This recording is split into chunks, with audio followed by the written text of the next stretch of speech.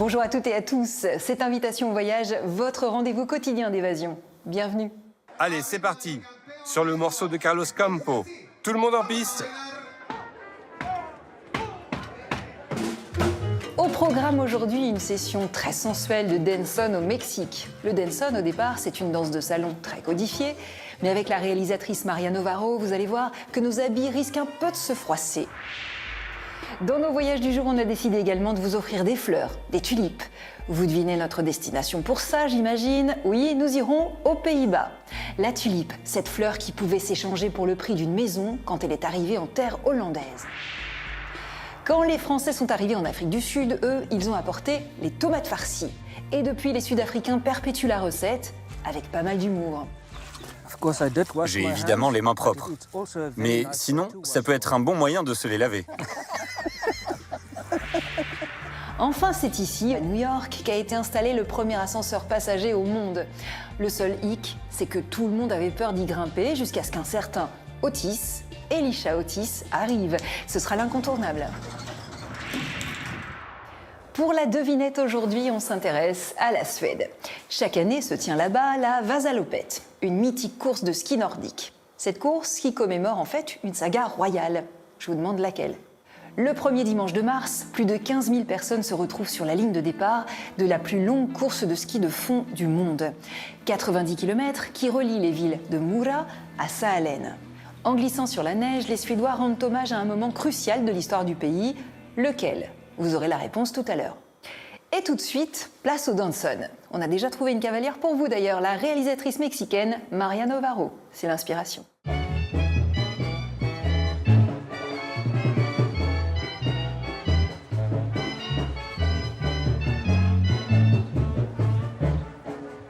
C'est une chorégraphie bien réglée, où chacun et chacune tient sa place. Une partition millimétrée qu'une jeune réalisatrice mexicaine vient bousculer. En 1991, Maria Navarro réalise Danzón, du nom de cette danse de couple très populaire au Mexique.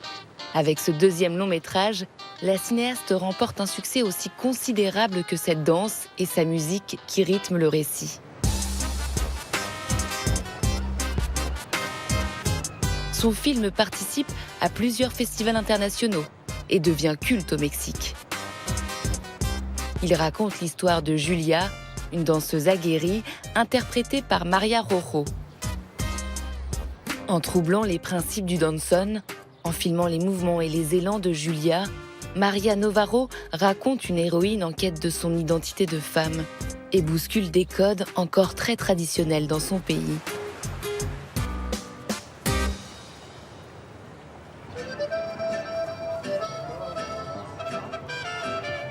Au nord du centre de Mexico, le quartier Guerrero est l'un des plus vieux de la ville. Depuis le 19e siècle, les ruraux venus travailler dans les usines s'installent ici. C'est dans ce milieu d'ouvriers et d'employés que Maria Navarro situe le début de son film. Chaque quartier est un monde en soi, un écosystème différent des autres, car la ville de Mexico s'est construite sur des inégalités. Cette partie est très peuplée, très colorée, vivante. Il y a beaucoup d'ambiance, et cela vient de cet esprit de la classe populaire de la ville.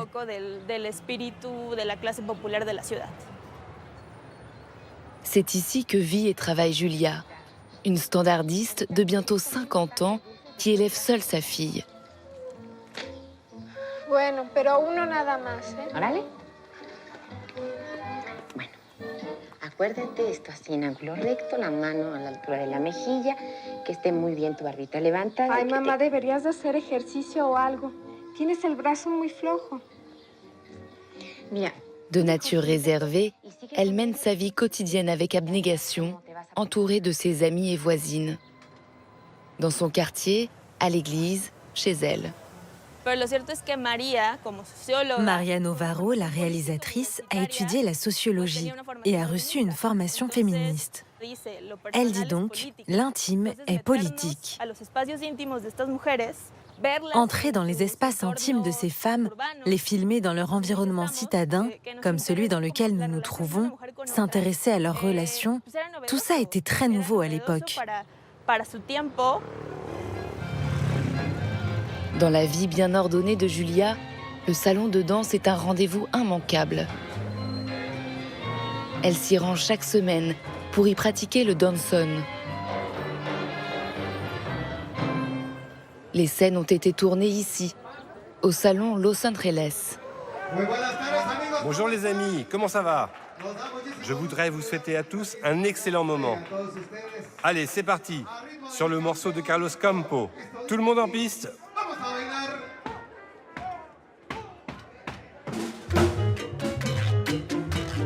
Julia y retrouve son partenaire de danse, Carmelo. Il est grand et porte beau. Il en impose.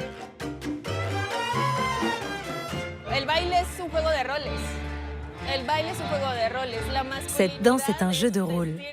L'homme s'habille d'une certaine manière, la femme doit se comporter d'une certaine manière. C'est une danse élégante. Ça se ressent dans la cadence des pas, mais aussi dans les vêtements. Les danseurs de danson accordent une attention particulière à leur façon de se vêtir. Et cela vient contredire l'idée que les classes populaires ne peuvent pas être chics. Elles se font un devoir de venir habillées avec style et panache.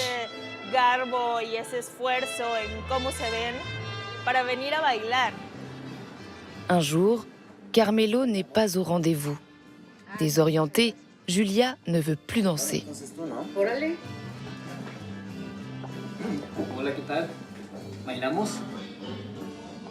No, gracias.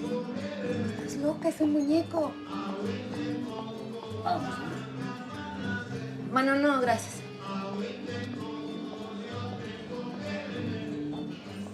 ¿Qué pasa, Frank? Es tan adivino. Ya te dije 1000 veces. No está bien que una baile con uno que es menor que uno. ¿Que no? Ah, ¿sabes qué, flaquita? No bailes. Cállate la boca. C'est un drame, une perte d'identité. Au Mexique, les couples de danse peuvent durer plus longtemps que les mariages. Quand l'héroïne perd son partenaire de danse, elle perd une partie importante de sa vie. Une partie qui la remplissait de joie, de plaisir simple. Et elle ne sait pas comment le retrouver.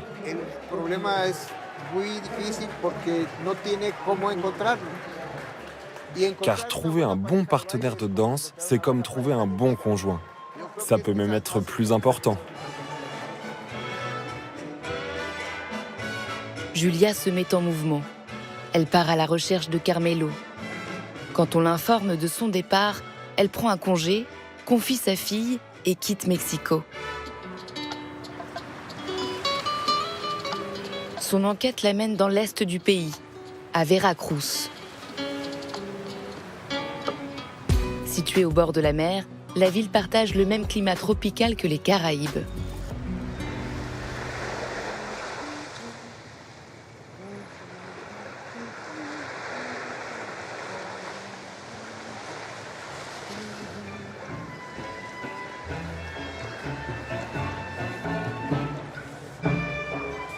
Arrivé depuis Cuba, le danson s'est d'abord épanoui ici. Sa musique résonne dans toute la ville et on le danse dehors, dans la chaleur de la nuit, sur la place centrale.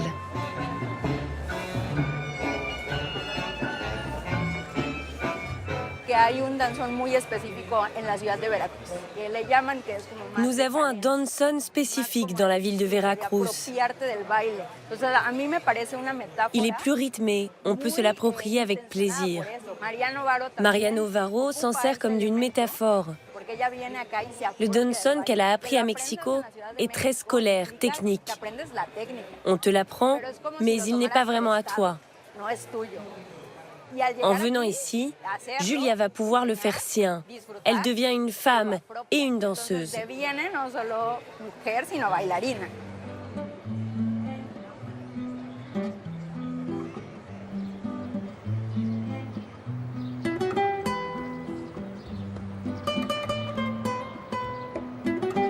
Ne trouvant pas Carmelo, Julia s'installe pour plusieurs jours à l'hôtel Rex, un ancien couvent franciscain de l'époque coloniale, reconverti en auberge bon marché. Elle y rencontre d'autres résidentes qui l'aident dans sa quête.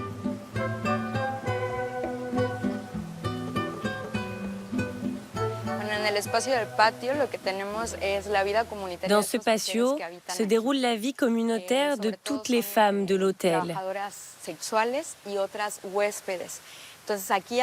Plusieurs d'entre elles sont prostituées. Elles partagent tout cet espace, baignent leurs enfants, lavent et étendent le linge, se confient les unes aux autres chaque jour.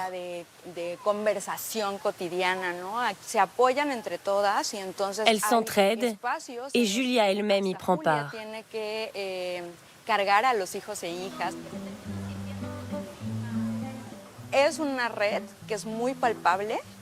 C'est un réseau très concret qui est montré dans le film. Et c'est nouveau pour l'époque dans le cinéma mexicain, parce que ce sont des histoires qui ne se racontaient pas. Le soin, le travail domestique, les amitiés féminines. On considérait que ce quotidien n'avait rien d'extraordinaire.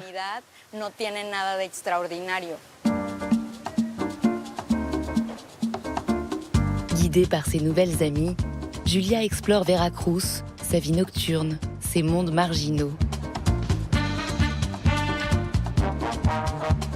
Au cours de ses recherches, elle croise le chemin de Suzy, un travesti qui la prend sous son aile.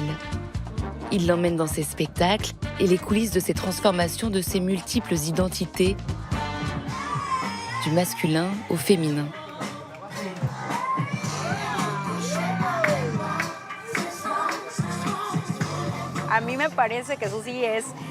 Suzy est le personnage fondamental qui impulse le désir de notre héroïne, l'encourage à devenir ce qu'elle veut être. Elle lui dit « Tiens, essaye ça. Regarde ton reflet dans le miroir. Reconnais ton corps. Empare-toi de lui, de ce mouvement, de ces vêtements que tu mets, de ce maquillage qui n'est pas qu'un maquillage, mais une exploration de toi-même. Apprends à exprimer ce désir, à regarder les autres avec désir, à engager ton corps avec plus de liberté dans tes relations aux autres.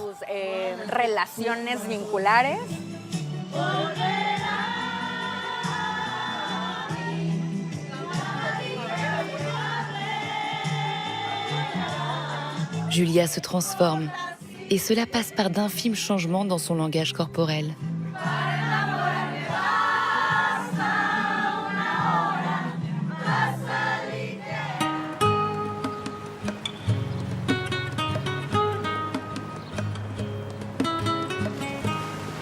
Elle poursuit son enquête au port de commerce entre les bateaux cargo et les regards des dockers.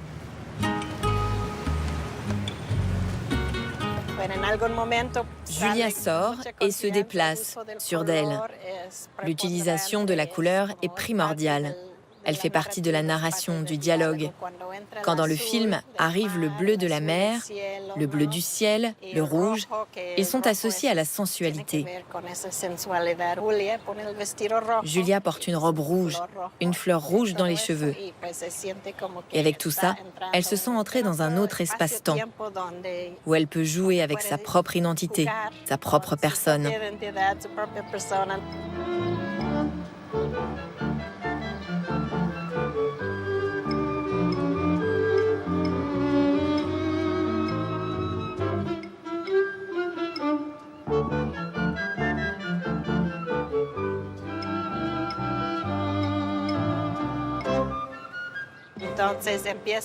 Dans ce cadre tropical du port, elle entre dans un monde de fantasmes. Elle se sent plus libre.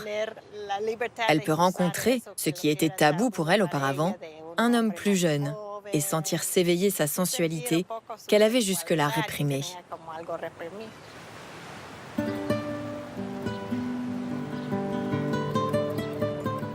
Au bout de quelques jours, Julia quitte Veracruz métamorphosée. À Mexico, la vie réelle l'attend, mais désormais, c'est elle qui mène la danse.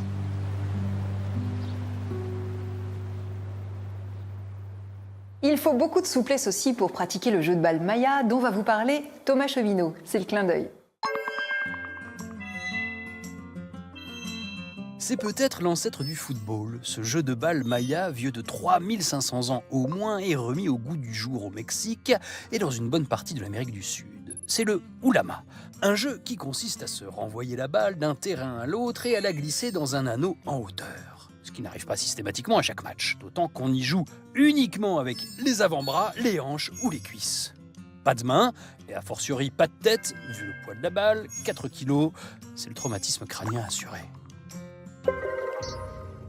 Remarquez, c'est un moindre mal par rapport à ce qu'enduraient les joueurs à l'époque précolombienne. Parce que ce jeu était aussi un rituel. Et chez les Mayas, qui dit rituel dit sacrifice humain avec le sang comme offrande pour assurer la fertilité et les récoltes. Sur des stèles retrouvées à côté des terrains, on peut observer des décapitations et sur certains terrains, ce sont carrément les crânes des anciens joueurs qui étaient enterrés. On ne sait pas si c'était les gagnants ou les perdants qui se faisaient couper la tête.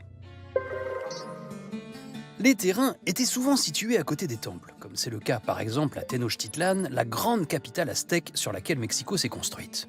Des terrains nombreux entre le sud-ouest des États-Unis et la Mésoamérique, on en comptait 2850. C'est dire l'importance du jeu avant l'arrivée des conquistadors.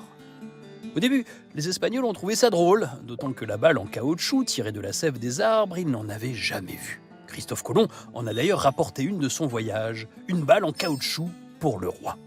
Et quand ils ont découvert la signification rituelle du jeu, ils l'ont tout simplement interdit. La pratique s'est pourtant discrètement perpétuée, surtout dans les petits villages, et s'est transmise de génération en génération pour arriver jusqu'à aujourd'hui où les descendants aztèques et mayas se réapproprient le jeu de leurs ancêtres. Les règles sont sensiblement les mêmes, le sacrifice en moins, évidemment. Ce qui est bien avec les voyages, c'est que ça permet de customiser son salon. Cette affiche, par exemple, elle vient des Pays-Bas de près. Les détails sont absolument incroyables et en plus, elle a été peinte à la main. En fait, c'est la reproduction d'une des pages du Florilegium, un best-seller du XVIIe siècle, un catalogue qui répertoriait toutes les tulipes connues à l'époque dans le pays. Et je peux vous dire qu'il y en avait déjà beaucoup. C'est notre héritage du jour. C'est une fleur dont on se dit qu'elle ressemble à un peuple qui en a fait son emblème et une inestimable source de devises. Une fleur qui donne des couleurs à ce plat pays embrumé.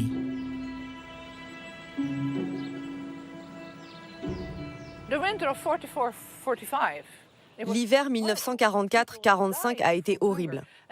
Les gens mouraient de faim. Ils troquaient tout ce que possédait encore leur famille pour obtenir de la nourriture pour les enfants. Et comme il y avait dans le pays beaucoup de bulbes de tulipes, ils les ont mangés. J'ai encore quelque part une recette d'une entreprise pétrolière de Delft qui offrait des bulbes de tulipes à ses employés pour Noël, ainsi qu'une recette pour les préparer. Mais ce n'était pas suffisant. Les habitants gardaient toujours une sensation de faim. Les temps étaient durs.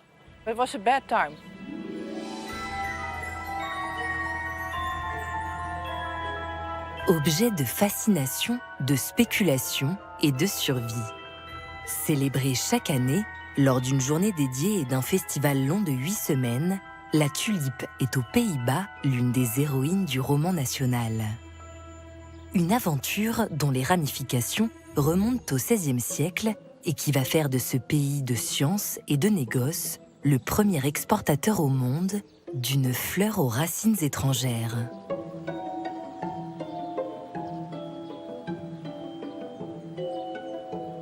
C'est dans le terreau fertile du triangle du Bollenstreek, littéralement la région des bulbes, entre les villes de Leyde, Haarlem et Amsterdam, que la tulipe a semé ses graines. À 40 minutes au sud d'Amsterdam, Leyde vibre au rythme de ses étudiants depuis 1575, dans les pas de Descartes et Rembrandt. L'université, la plus ancienne du pays, est fondée alors que la province de Hollande est en passe de s'affranchir de la très catholique couronne espagnole. En première année, l'université avait 3 départements qui étaient le droit, la théologie, c'est-à-dire la religion protestante moderne, et la médecine. Pour l'étude de la médecine, il fallait des plantes pour soigner les patients, et il n'y avait pas de jardin. Ils ont donc décidé qu'il fallait en créer un. Ils ont cherché la bonne personne pendant 3 ans et demi. Ils voulaient en tant que jeune université le meilleur spécialiste d'Europe. Ils ont regardé de l'autre côté de la frontière et à Francfort, il y avait un vieux professeur qui avait pris sa retraite. Il s'appelait Carolus Clusius et était né en France, à Arras. Ils lui ont écrit « Voulez-vous venir chez nous et créer le premier jardin botanique de Hollande ?» Ce à quoi il a répondu « Non merci, je suis trop vieux. Je ne veux pas venir, j'ai pris ma retraite. » À 67 ans, Carolus Clusius est effectivement un botaniste renommé. Auteur d'ouvrages scientifiques, il assoit son autorité en concevant les jardins de l'empereur Maximilien II, neveu de Charles Quint, à Vienne. Après 2 ans de germination, il accepte l'offre de l'université. Quand il est arrivé ici en octobre 1593, Clusius a apporté quelque chose de spécial dans ses bagages, des bulbes de tulipes. Les tulipes, les gens n'en avaient jamais entendu parler avant. Il avait acheté ses premières tulipes lorsqu'il était à Vienne. Il en avait déjà entendu parler et il en avait même vu, en 1557, dans le jardin d'un riche banquier de Francfort. Et quand Clusius voyait quelque chose qu'il aimait, il essayait de l'obtenir. Alors il a supplié, quémandé, offert de l'argent. Et finalement, quand il était à Vienne, l'ambassadeur de l'empereur dans l'Empire ottoman lui en a procuré. La tulipe, originaire d'Asie centrale, arrive en Turquie au milieu du XVIe siècle par la route de la soie. Et les sultans en ornent immédiatement leurs tenues et leurs turbans. Le nom de tulipan, du turc tulban, qui signifie turban, se répand. Lorsque l'ambassadeur était dans l'Empire ottoman, au milieu du XVIe siècle, il y avait là-bas déjà un engouement pour les tulipes. Le sultan Soliman le Magnifique avait investi toute sa fortune, l'argent de l'armée, de la marine et celui des impôts dans l'achat de tulipes. Fasciné par ses couleurs vives et uniques, Clusius se prend de passion à son tour pour la tulipe. Il plante, expérimente, écrit et réussit pour la première fois à percer le secret de leur reproduction. Ces tulipes cassées, marbrées ou flammées deviennent l'attraction de la ville, d'autant qu'il est le seul à les posséder. Nous étions déjà un pays plutôt riche à la fin du XVIe siècle. Puis nous sommes allés en Indonésie, dans les Indes orientales néerlandaises, et nous avons rapporté des épices, des clous de girofle, du poivre noir.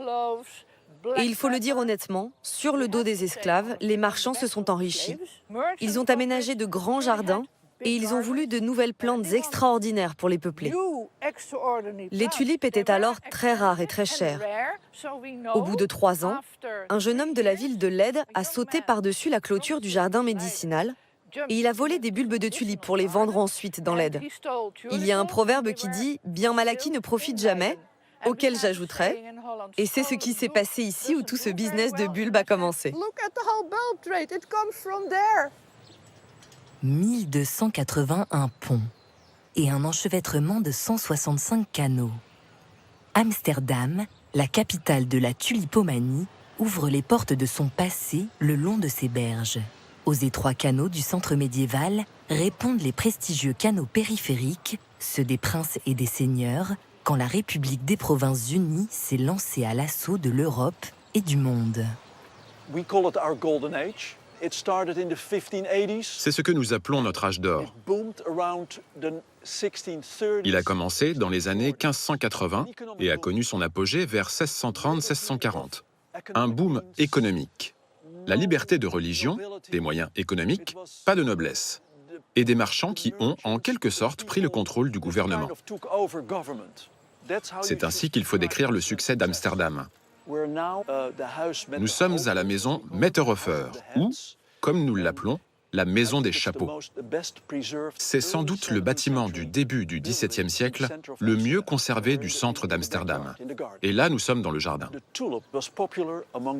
La tulipe était très populaire chez les gens très riches, les marchands de la ville. Ils ont été les premiers à les acheter, à les collectionner.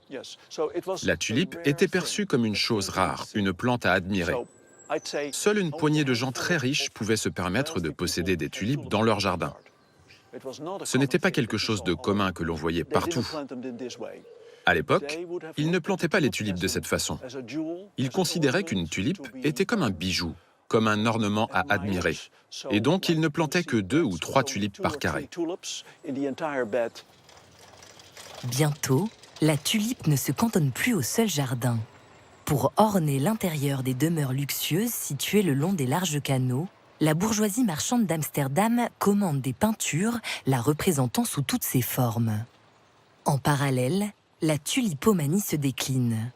Un marché de vente des tulipes et surtout des bulbes se développe rapidement car les bulbes, une fois séchés, se conservent et se replantent facilement l'année suivante.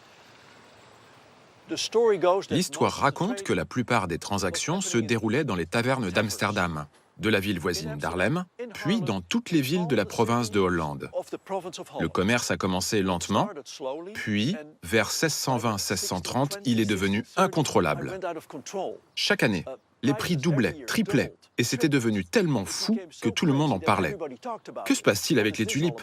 Il y avait de l'argent à gagner, et les gens se disaient « Si j'achète un bulbe de tulipe maintenant, je peux être sûr de le vendre 2 fois plus cher la saison suivante. » Au plus fort de la tulipomanie, avant l'effondrement, les bulbes de Semper Augustus, la plus célèbre et la plus belle des tulipes, étaient vendus pour le prix d'une maison sur le canal d'Amsterdam. En 3 ans, le prix des bulbes augmente de 5900%. Les terrains de culture doivent bientôt être gardés jour et nuit. Mais en février 1637, dans la ville voisine de Haarlem, lors d'une vente aux enchères, les acheteurs habituels sont absents. Les transactions patinent, le marché se retourne soudain et c'est l'éclatement de la bulle. Et la nouvelle s'est répandue comme une traînée de poudre dans toute la Hollande. Les gens ont pris peur et ont essayé de se débarrasser des bulbes qu'ils possédaient, ce qui a provoqué la fin de la tulipomanie, de la spéculation sur les bulbes de tulipes. La tulipomanie a entraîné la faillite de plusieurs familles. Mais il serait faux de dire que l'économie néerlandaise s'est arrêtée. En fait, ça a surtout été un choc, car c'était la première fois dans l'histoire du capitalisme naissant qu'un tel désastre spéculatif se produisait. Dans le pays, comme en Europe, peintres et caricaturistes s'en donnent vite à cœur joie en entendant relayer la débâcle de la tulipomanie hollandaise. Les gens ont commencé à faire des dessins humoristiques, se moquant des spéculateurs qui avaient perdu leur argent en vendant des bulbes de fleurs. On trouve toutes sortes d'exemples de dessins, de peintures, même de Jan Bruegel, représentant des Néerlandais habillés comme des singes, comme des gens qui spéculent sur les bulbes de fleurs, des gens qui échangent, bref, toutes sortes de petits détails amusants. Les très moralistes calvinistes hollandais, inquiétés par le consumérisme effréné de leurs concitoyens, relaient auprès de leurs fidèles la légende de l'effondrement économique du pays. Mais la tulipe ne se démode pas pour autant. Les sols de la région se révèlent particulièrement adaptés à leur culture et dès le XVIIIe siècle, le pays devient le plus grand exportateur mondial. Une production qui inscrit la fleur dans une nouvelle page de l'histoire néerlandaise, cette fois-ci pendant la Seconde Guerre mondiale, alors que l'exportation des tulipes et des bulbes est à l'arrêt et que le pays est occupé par l'armée allemande. Le nord de la Hollande était encore occupé par les Allemands pendant le dernier hiver. Et dans les campagnes, ils ont réquisitionné beaucoup de nourriture. Ils nous ont affamés. Comme vous le savez, les Néerlandais ont alors commencé à manger des bulbes de tulipes, car les bulbes ne sont pas toxiques. Ils sont de la même famille que l'oignon. Si vous coupez le bulbe en tranches et le faites frire, vous pouvez le consommer et c'est nutritif. Est-ce que ça a bon goût? À ce qu'on m'a dit, non. Mais ça a contribué à notre survie pendant l'hiver de la faim. Au lendemain de la Seconde Guerre mondiale, la production de tulipes reprend de plus belle aux Pays-Bas. 400 familles produisent aujourd'hui 95% des bulbes de tulipes commercialisés dans le monde. La vitrine de leur savoir-faire, le parc de Keukenhof.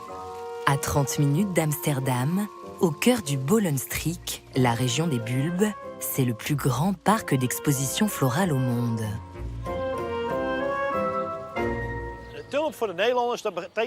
Les tulipes, c'est un vrai concept aux Pays-Bas. Quand on voit une tulipe, on pense Pays-Bas. C'est en quelque sorte notre mascotte. Keukenhof était au départ un lieu d'exposition florale dédié à la culture des bulbes de tulipes. Les horticulteurs souhaitaient y présenter leurs créations. Et c'est toujours le cas aujourd'hui. Nous avons 100 horticulteurs qui veulent voir exposer toutes leurs œuvres. C'est pourquoi ils ont besoin d'espace. Il y a tant de couleurs et de beauté.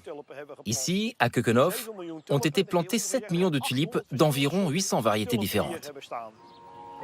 La tulipe est définitivement entrée dans le cœur des Néerlandais et dans celui des touristes.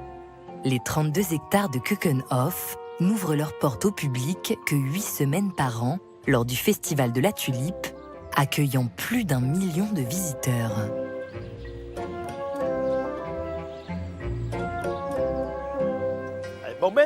Le moment dont je suis le plus fier, c'est l'ouverture, quand les premiers visiteurs pénètrent dans le parc. Ils nous disent « Je suis au paradis, je suis si heureux d'être ici.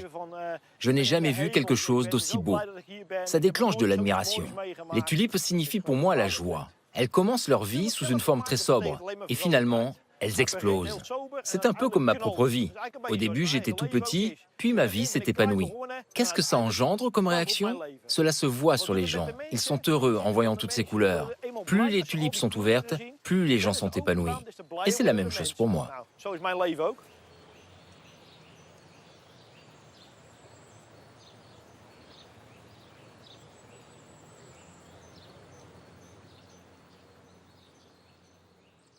Celui qu'on va retrouver en Afrique du Sud est bien décidé lui aussi à nous épanouir. Yanni est un sacré cuistot et il compte nous préparer un plat traditionnel afrikaner qui devrait vous rappeler quelque chose. Les fricadelles, c'est la recette de Papille.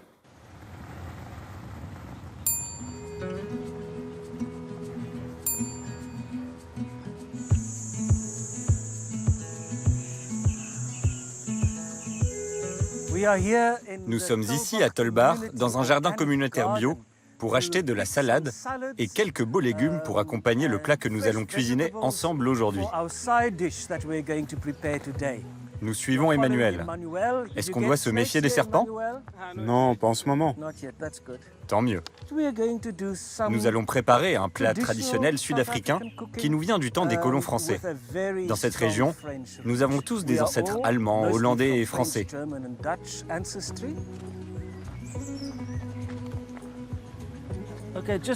Méfiez-vous de mes chiens, ils vont vous sauter dessus.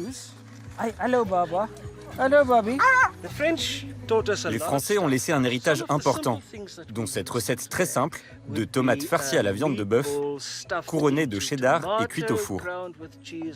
Ici, on appelle ça fricadelle.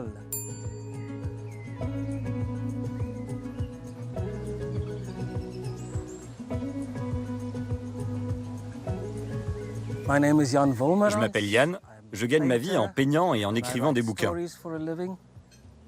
Aujourd'hui, je suis avec mes amis. Ce sont deux de mes anciennes professeurs. Ça remonte. Voici mon ancienne prof de géographie et mon ancienne prof de langue. Je suis heureux d'avoir l'opportunité de passer du temps avec elles dans notre belle région viticole. Bien sûr, nous allons boire du vin. Première étape, on coupe les oignons. Et vous pouvez commencer à couper les tomates. Ensuite, je m'occuperai des boulettes de viande. Je retire la pulpe. C'est bon pour les oignons. Je vais ajouter la viande de bœuf. J'ajoute aussi un mélange d'herbes séchées et d'ail. J'utilise de la mie de pain. Ça donne un peu de texture.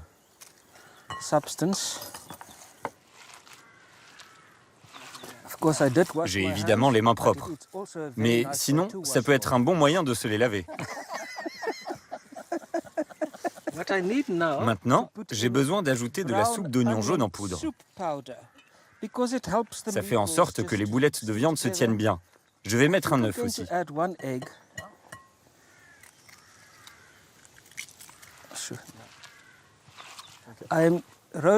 Je vais faire les boulettes. Je les recouvre d'un peu de farine et de sel. Et je les fourre dans la tomate.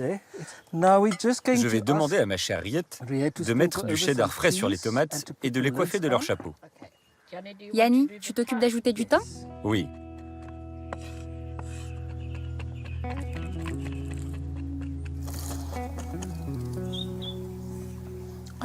Je pense que ce sera suffisamment parfumé.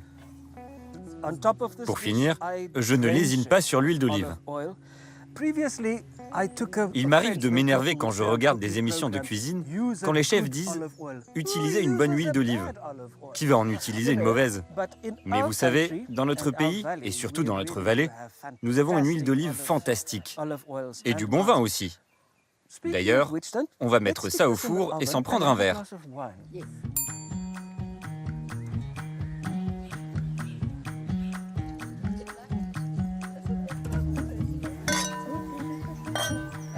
Chin chin, chin chin.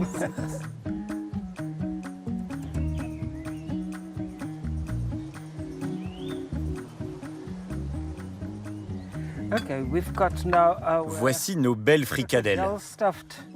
Atterrissage parfait. Mon Yanni, je voudrais te remercier pour ton invitation. Merci à la vie, merci à ce soleil magnifique, toutes ces fleurs et cette nature préservée dans notre belle région de Tolbar. Et merci à notre merveilleux hôte, Yanni.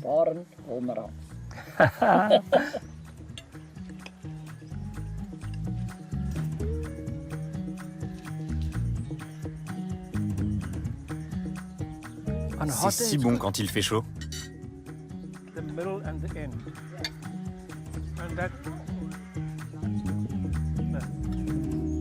Tomates farcies et chaleur, ça sent la sieste directe, ça. Allez, on monte à New York à présent.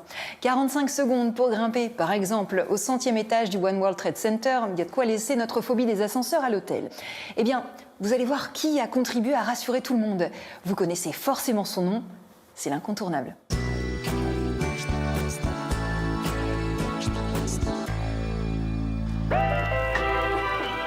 Les fashionistas et designers en ont fait leur destination à Manhattan.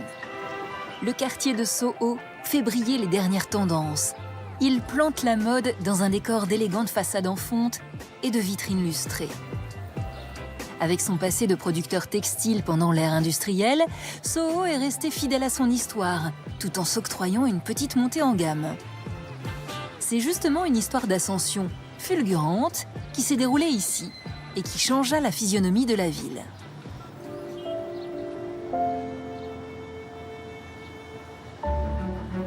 Daniel Levinson Wilk, professeur d'histoire au FIT, le Fashion Institute of Technology, nous raconte ce rebondissement technologique. Tout commence en 1854. Des milliers de visiteurs se pressent aux portes de la toute dernière exposition universelle de New York. Les gens se promènent en observant les différentes installations et alors qu'ils se dirigent vers le centre du bâtiment, ils voient Elisha Graves Otis perché sur une plateforme suspendue. La plateforme se lève très lentement, puis il fait couper la corde du dessus à l'aide d'une grande épée. La plateforme tombe alors de quelques centimètres avant de s'immobiliser grâce à un système de sécurité. Il s'exclame au-dessus du public « Sain et sauf, messieurs, sain et sauf !» Toutes les heures, devant une foule ahurie, l'ingénieur américain Elisha Otis présente sa petite révolution. Un monte-charge qui, quand on rompt son attache, s'arrête et ne chute pas. Du jamais vu. Imaginez un ressort attaché au sommet de la cabine. Si le câble lâche, cette tension s'arrête et le ressort se replie. Instantanément, des pales sortent des côtés et viennent se caler dans des crans le long du mur, empêchant la chute de l'ascenseur. Suite à sa démonstration, l'ingénieur réussit à vendre 7 ascenseurs. L'invention d'Otis tombe à pic. L'île de Manhattan est trop petite pour faire face à l'afflux de migrants. Il faut désormais construire en hauteur. Qu'allons-nous faire de tous ces gens? Eh bien, nous allons les mettre dans le ciel. En général, personne n'a envie de grimper plus de 5 ou 6 étages tous les jours pour rentrer chez lui. Grâce à l'ascenseur, on peut désormais aller plus haut. Le 23 mars 1857, Otis inaugure au 490 Broadway, en plein cœur de Soho, le premier ascenseur passager du monde, dans un magasin de porcelaine et de verrerie française de 5 étages. L'engin peut porter jusqu'à 450 kg et a une vitesse de pointe de 20 cm par seconde. Mais l'appareil fait peur aux clients. Ça a fait un flop. Les gens avaient peur de monter dedans. L'ascenseur était brinque-ballant, il tremblait un peu. Ils ont fini par le condamner car les gens préféraient prendre les escaliers.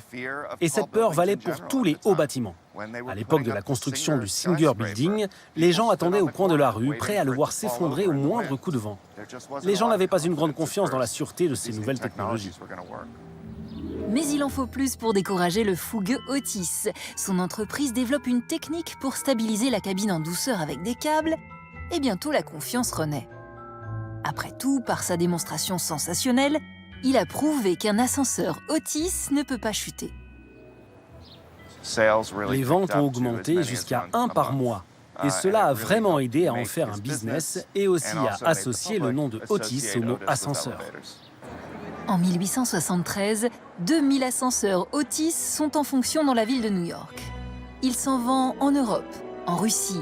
L'ascenseur de la Tour Eiffel, c'est Otis. Le Flatiron Building, le Woolworth Building, à l'époque le plus haut du monde. Le Chrysler, l'Empire State Building, c'est Otis aussi.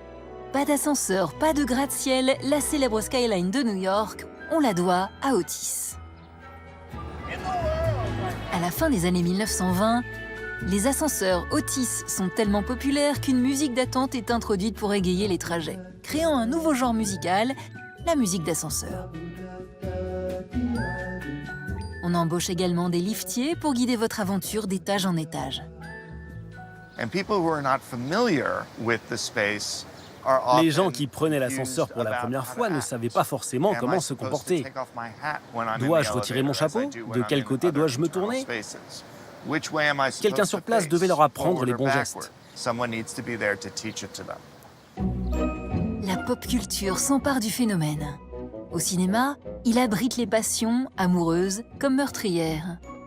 Dans la trilogie L'Ascenseur, il a même le premier rôle et veut votre peau. Tantôt anxiogène, tantôt romantique, l'ascenseur terrifie et amuse, irrite et fascine.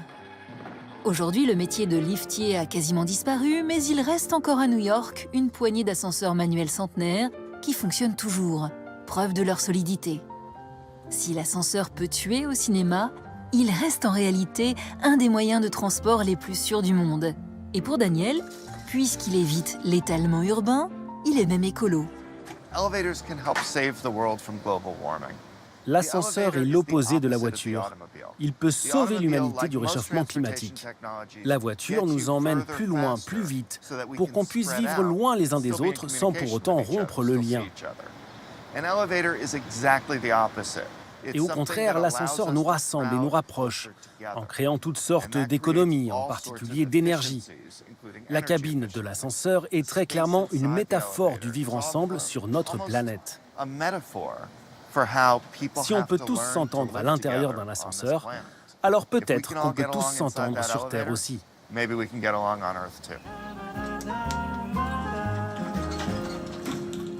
Est-ce que vous vous souvenez de la question du jour? La Vasalopette, cette mythique course de fond suédoise, commémore un événement royal. Je vous demandais lequel. Eh bien, en fait, elle reproduit la plus étrange accession au trône d'un roi. On est au début du XVIe siècle. La Suède est dominée par le roi du Danemark, qui commet un massacre à Stockholm, tuant plus de 80 membres du haut clergé et de la haute noblesse. Un jeune noble suédois, Gustav Eriksson, arrive à échapper au bain de sang. Il rejoint la ville de Mora et là, il tente de rallier la population à son projet de soulèvement contre l'occupant danois. En vain, alors il poursuit sa fuite. Sauf que les habitants de Mora se ravisent et lancent leurs 2 meilleurs skieurs à la poursuite du jeune noble pour lui annoncer que finalement, ils vont le soutenir. C'est sans doute grâce à cette course-poursuite de 90 km que Gustav Eriksson pourra monter sur le trône. Il est passé à la postérité sous le nom de Gustav Vasa. Je dis bis bald.